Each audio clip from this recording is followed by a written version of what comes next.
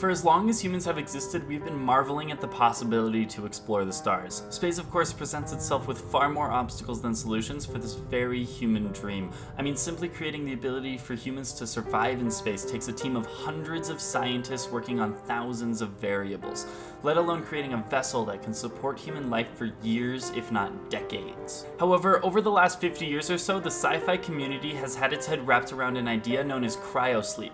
For those who don't know, cryosleep is essentially the ability to force a human into unaging hibernation, causing us to need less resources to survive over extremely long periods of time. This idea that it was possible to preserve living bodies long-term was most likely popularized by an author known as Mary Shelley, who wrote the short story Roger Dodsworth, The Reanimated Englishman, based on a guy who was frozen in the Alps for 166 years but managed to come back to life. Now, this novel was written 161 years ago, but since then there has been a widespread fascination with the idea to the point where it's even been attempted first by a man named Dr. James Bedford. Bedford was a psychology professor at the University of California, Berkeley, where he tragically passed away from rectal cancer in 1967. With the hopes that the future could save him, he was frozen in nitrogen at negative 200 degrees Celsius. And to this day, he still waits to be revived as he's being kept at Alcor, the Cryonics Institute in Clinton Township, Michigan. Well, 1967 was a long time ago, so what's changed? Can we now wake people from cryosleep?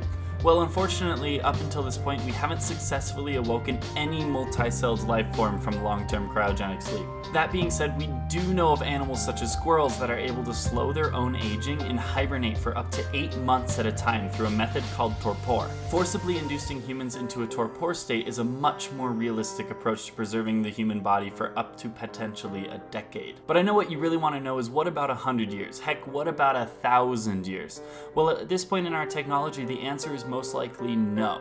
The main reason being that humans are made up of around 70% water. The reason this is such a big hurdle is because when you freeze a body at negative 200 degrees Celsius, the water inside their cells will crystallize, expand, and rupture the cells, meaning that freezing a body will most likely kill the individual being frozen. Now, that is just of our technology today, and with our current understanding of how cryogenics works. In fact, theoretically, cryosleep for super extended periods of time is theoretically possible. We're just not quite sure how to get it to work, and more importantly, how to get it to work consistently.